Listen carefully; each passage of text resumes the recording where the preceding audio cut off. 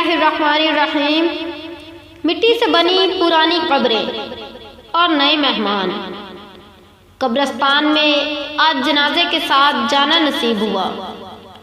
دنیا کی طرح اس بستی میں بھی کچھ گھر آباد دیکھے اور کچھ آبادیوں میں تو گہرا سناٹا اور سکون تھا، جیسے ان آبادیوں کا کوئی والی وارث نہ ہو۔ مٹی سے بنی پرانی قبریں اپنی زندگی کے آخری حصے میں ہیں اور اپنے نئے آنے والے مہمانوں کی منتظر ہیں۔ اور وہ نئے مہمان کون ہیں؟ میں اور آپ۔ آئیں مل کر اپنے آباء و اجداد کے گھرانوں کو یاد کریں تاکہ کل ہمیں بھی یاد کرنے والا کوئی ہو۔ ہم اکثر پردیس میں ہونے کی وجہ سے بہت جنازوں سے دور ہوتے ہیں۔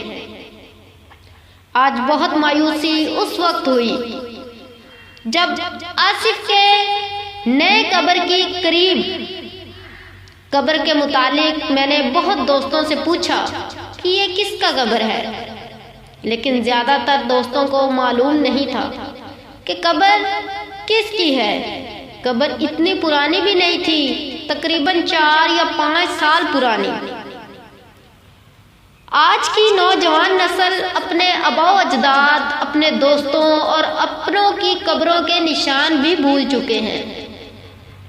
آپ کو جب بھی موقع ملے اپنے بچوں کو، اپنے بیٹوں کو اپنے ساتھ قبرستان لے کر جایا کرو۔ اپنے باپ دادا اور اپنے بزرگوں کی قبریں دکھایا کرو تاکہ آپ کے جانے کے بعد ان کی ایک عادت بنی رہے، قبرستان جانے کی۔ اپنے بڑوں کی قبروں پر وہ فاتحہ پڑھیں اور آپ کو اپنی دعاؤں میں یاد رکھیں۔ اور یہ حقیقت ہے کہ آج کی نوجوان نسل اپنے آباء و اجداد کی قبروں کے نشان بھی بھول چکی ہے۔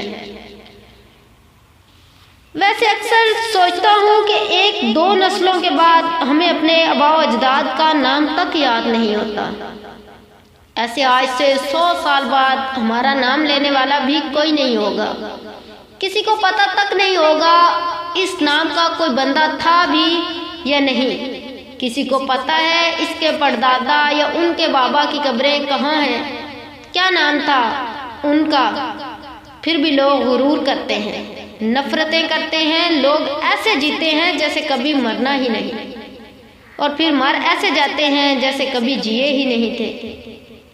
زندگی کی بس اتنی سی حقیقت ہے۔ مجھ ناچیز کو اپنی دعاؤں میں یاد رکھیے گا۔ اللہ حافظ۔